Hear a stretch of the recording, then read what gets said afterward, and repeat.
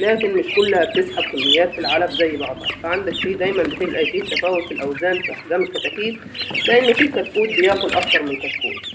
وبعطشهم أنا مش بعطشهم فترات طويلة، أنا شايلة المية قدامهم في حوالي ساعة، وابدا اضيف لهم المكون اللي انا حطيته. والنهارده حاطه لهم الكركم، ودي مش اول مره، النهارده في اليوم ال 12.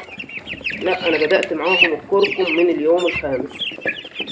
الكركم مكون كويس، وعارفين ان هو الكركم مفيد للعظام حتى للانسان، يعني من ضمن عندنا ان احنا بنستخدمه في المطبخ احسن من انواع البهارات والتوابل التانية، لان الكركم مفيد والافاده بتاعته حلوه للعظام.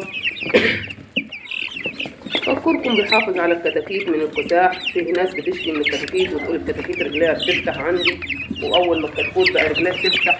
لكن انا عندي الكتاكيت بسم الله ما شاء الله رجلين الكتاكيت قويه ورجليها تخينه، والجسم بتاعها مش مليان بالريش.